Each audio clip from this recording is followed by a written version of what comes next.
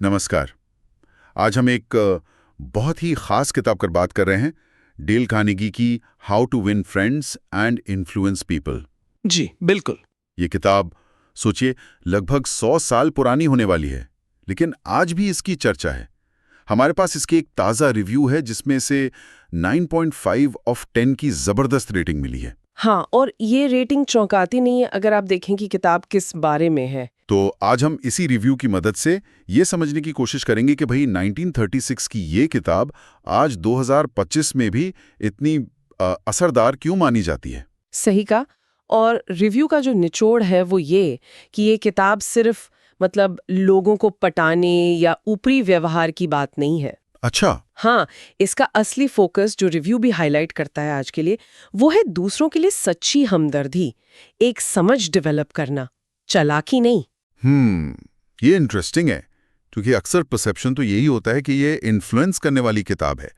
तो रिव्यू क्या कहता है, इसके पीछे का साइकोलॉजी क्या है? जैसे वो सिद्धांत है ना, दूसरों में सच्ची दिलचस्पी लेना। बिल्कुल। देखिए, रिव्यू इस बात पर जोर देता है कि कार्नेगी की सच्ची दिलचस्पी का मतलब सिर्फ सोशल मीडिया वाले लाइक्स या कमेंट्स नहीं है। हाँ, वो तो सतही हो गया। एग्जैक्टली ये है असल में दूसरे की नज़र से देखना, उसकी क्या इच्छाएं हैं, ज़रूरतें हैं, वो समझना।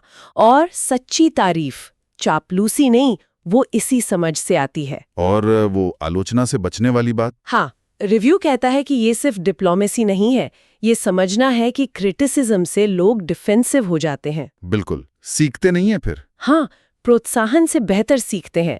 और सुनने की कला, आज के जमाने में जब सबका ध्यान भटका हुआ है, इस पर रिव्यू का क्या टेक है? ये तो बहुत जरूरी पॉइंट है। बहुत जरूरी। रिव्यू इसे सबसे जरूरी स्किल्स में से एक मानता है। एक्टिव लिसनिंग, मतलब सिर्फ सुनना नहीं, बल्कि समझना, याद रखना कि क्या कहा गया। ये विश्वास बनाने का सबसे तेज तरीका है। रिव्यू के हिसाब से कार्नेगी ने जिसे कहा था दूसरों को महत्वपूर्ण महसूस कराना, वो आज की भाषा में इमोशनल इंटेलिजेंस की जड़ है। अच्छा, मतलब ये सहानुभूति ही है एक तरह से। बिल्कुल, एम्पैथी, दूसरों की भावनाओं को वैलिडेशन देना। एक सिद्धांत जो मुझे हमेशा थोड़ा कह सकते हैं मुश्किल लगता है, वो है बहस से बचना। क्या रिव्यू इस पर कुछ कहता है? क्या यह हमेशा प्रैक्टिकल है? हाँ, रिव्यू इस पर भी बात करता है। मानता है कि ये थोड़ा आदर्शवादी लग सकता है। हाँ, लगता तो है। लेकिन उसका जो मूल विचार है वो सही है।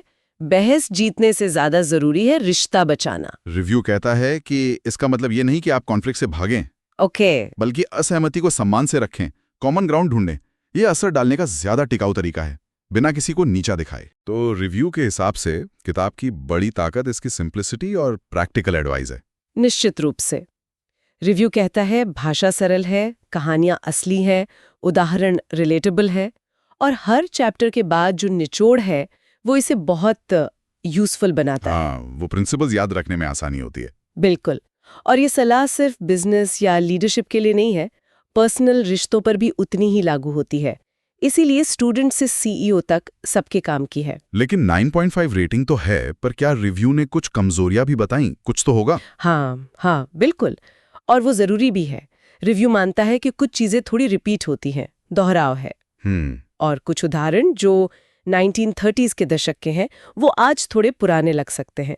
हालांकि उनके पीछे का मैसेज आज भी वैलिड है। ठीक है। एक और जरूरी बात जो रिव्यू उठाता है वो ये कि इंट्रोवर्ट्स या जिन्हें सोशल एंग्जाइटी होती है, उनके लिए शायद किताब में ज्यादा गाइडेंस नहीं है। आज ये बहुत कॉमन इशू है। हाँ, ये वैलिड पॉइंट है, ये जानना जरूरी था। अच्छा, अब आते हैं सबसे बड़े सवाल पर।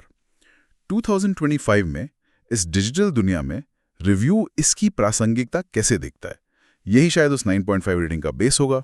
बिल्कुल, यही रिव्यू का सबसे मजबूत तर्क है कि आज जहां टेक्नोलॉजी इतनी हावी है, वहां ह्यूमन कनेक्शन, सॉफ्ट स्किल्स, इनकी कीमत और भी बढ़ गई है। सही बात है। चाहे नेटवर्किंग हो, टीम लीडिंग हो, अपनी ऑनलाइन प्रेजेंस मैनेज करनी हो, क्लाइंट से बात करनी हो, कार्नेगी के सिद्धांत सहानुभूति, सुनना, सम्मान देना, ये सब इमोशनल इंटेलिजेंस के बेसिक्स हैं।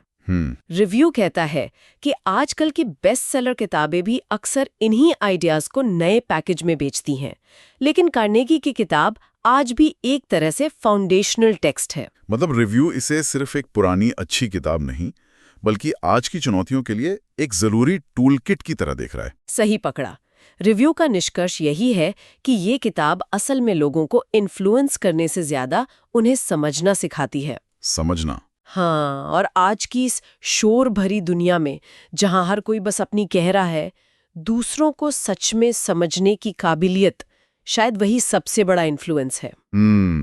ये गहरी बात है। जी, यही इसकी स्थायी प्रासंगिकता है और शायद इसीलिए वो 9 साढ़े 9 की रेटिंग। वाकई सोचने वाली बात है। तो चलिए इसी नोट पर अपने श्रोताओं के लिए एक सवाल छोड़ते हैं। जैसा कि रिव्यू ने हाईलाइट किया, अगर कार्नेगी के किसी एक सिद्धांत को, मान लीजिए सिर्फ एक्टिव लिसनिंग, हम अपनी रोज की बातचीत में ईमानदारी से इस्तेमाल करना शुरू करें तो हमारे रिश्तों और आपसी समझ पर क्या फर्क पड़ सकता है।